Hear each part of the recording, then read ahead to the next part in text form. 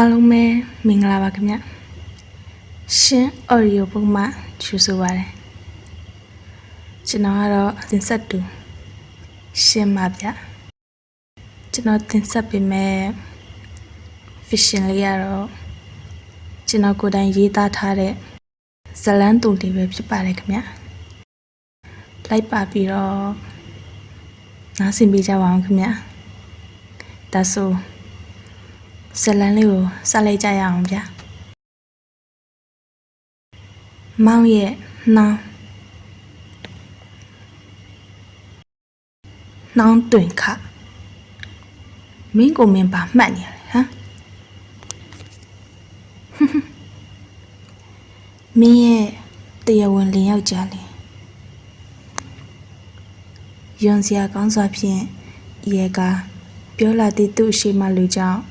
အဆူများတော့သည့်ဒေါသစိတ်နှင့်အတူထို့သူဤလေပင်အားညစ်ကအပေါ်သို့မြောက်ထားလိုက်မိသည်မင်းကငါပါပြောထားလဲသူမကိုမထိဖို့ပြောထားတယ်မလားအဲ့ဒါကိုမင်းကသူမကိုနာကျင်အောင်လုပ်ရတယ်ပေါ့လေဟုတ်လား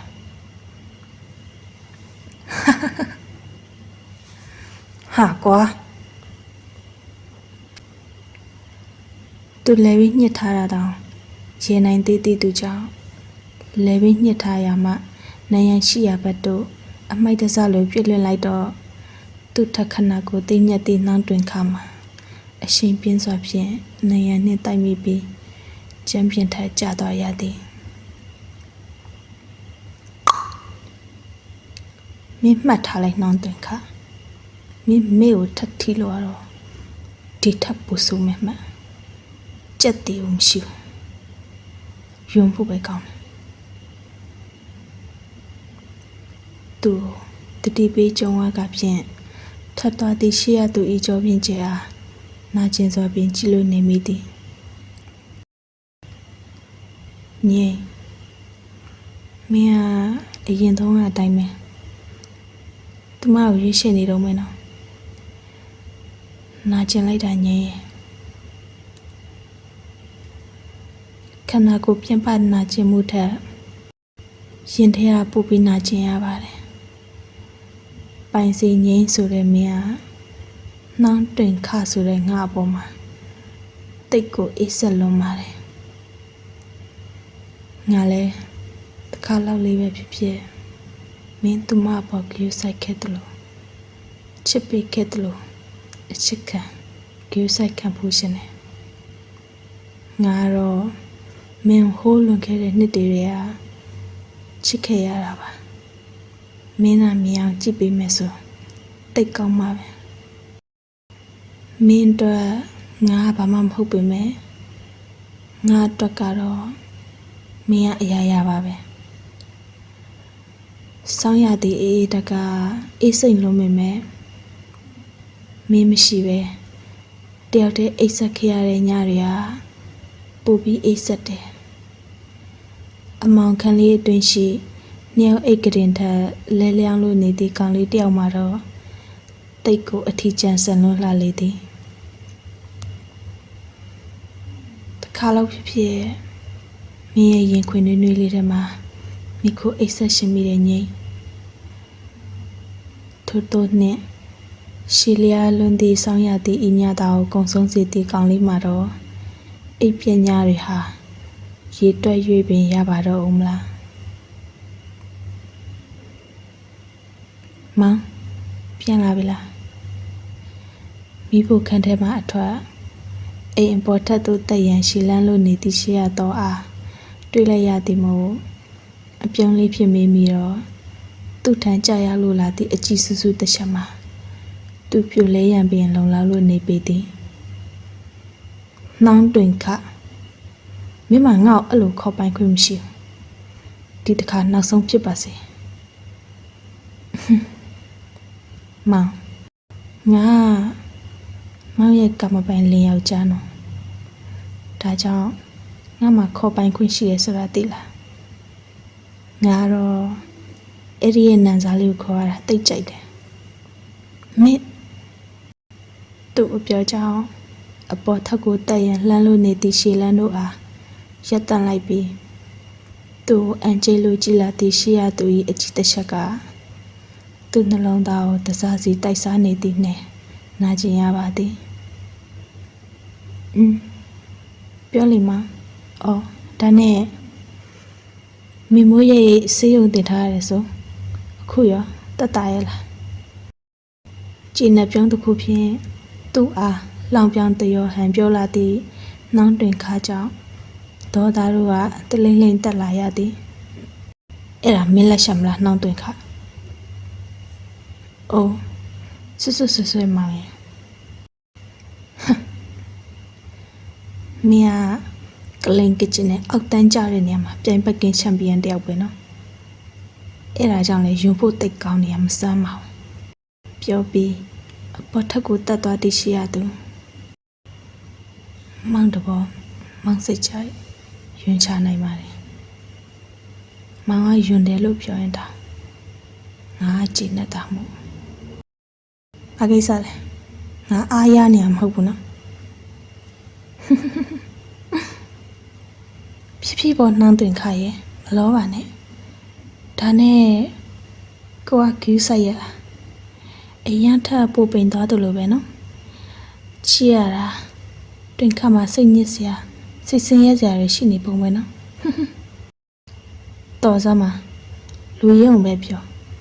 ငါယောက်ျားအရသာခံပြီးကော်စရာစောက်ကြောင်းမရှိတာရှက်တန်လဲသိလို့ရတယ်သူ့အရှိမမေမိုးရိတ်ဆိုသည်မျက်နှာနှစ်ဖက်နဲ့မိမမှာချက်ကြောပြက်နေဟန်ရှိသည်ကာမပိုင်ရှိတာတိတိရနဲ့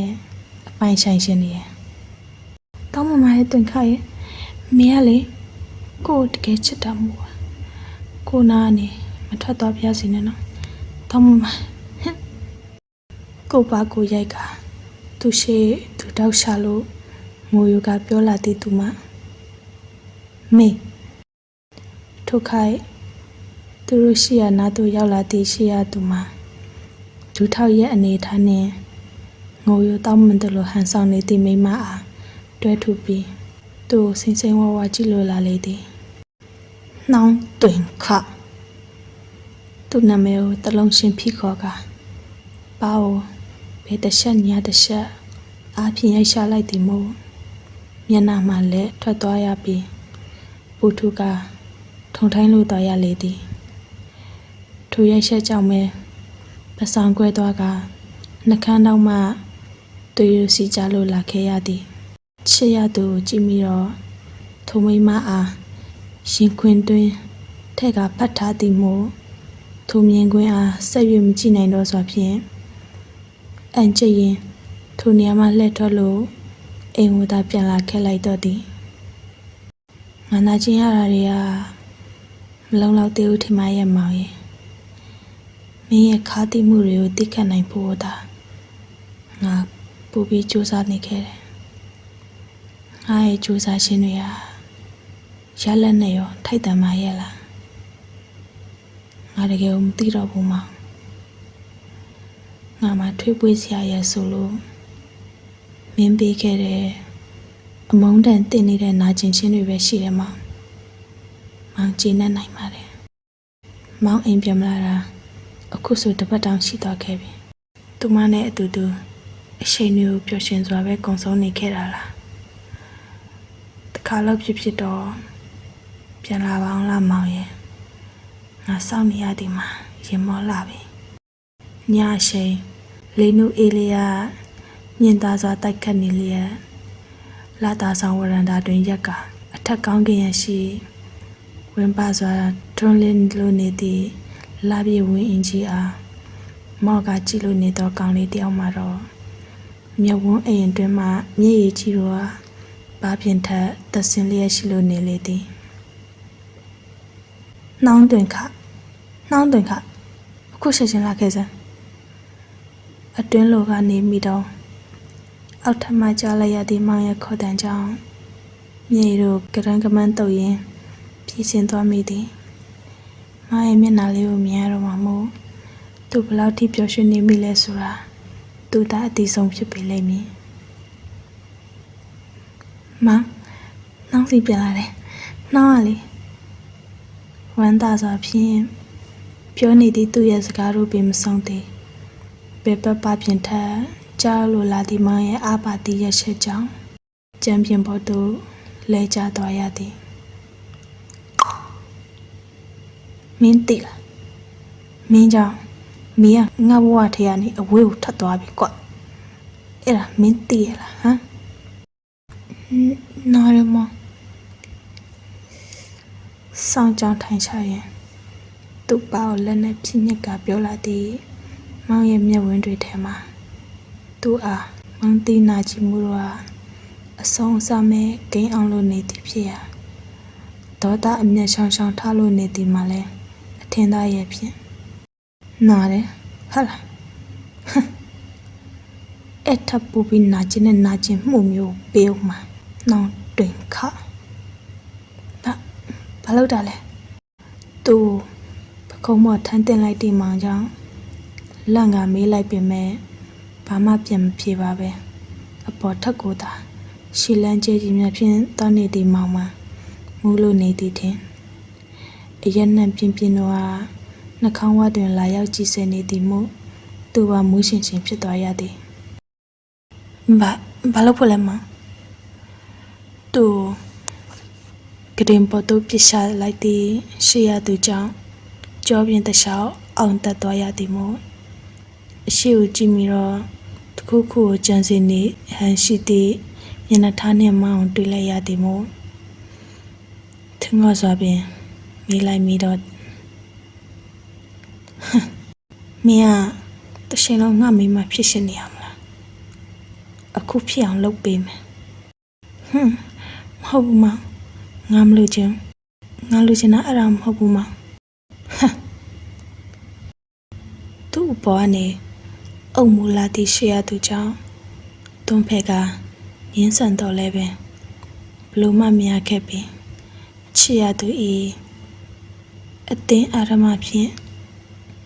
အတင်းချက်ချုပ်ကာရယူခြင်းသာအလိုလဲခံစားခဲ့ရသည်မောင်ငါလိုချင်တာဒီလိုအရာမျိုးမဟုတ်ခဲ့ဘူးဆိုတာ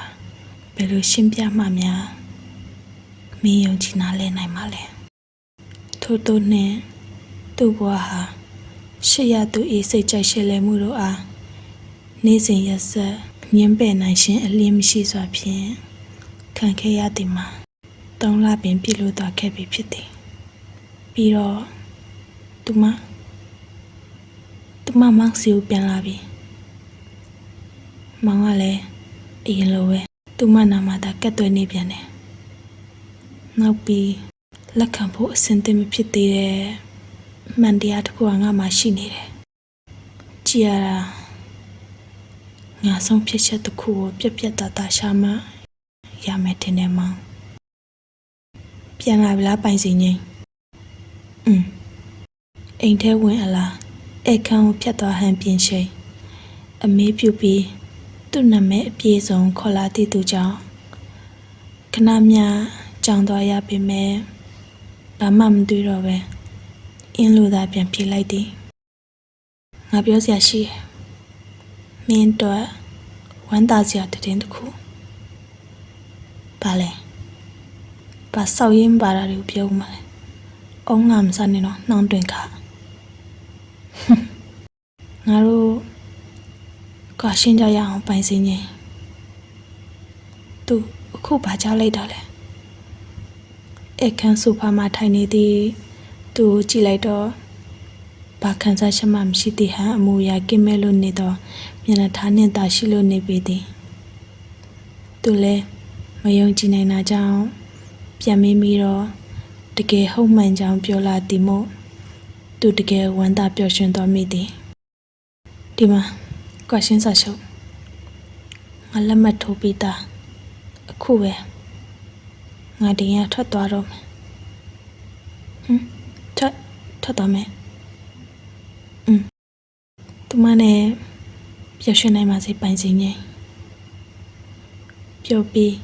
အစင်တင်ထုတ်ထားသည့်ခီးဆောင်အိတ်ကိုဆွဲကသူ့အရှိကနေထွက်သွားတဲ့သူကြောင့်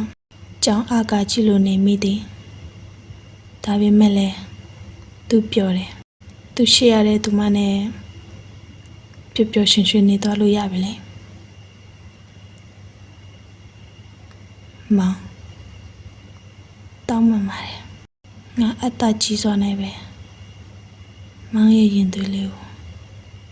ငါနဲ့အတူခေါ်ဆောင်ပြီးအဝေးကိုထွက်သွားခဲ့မိတယ်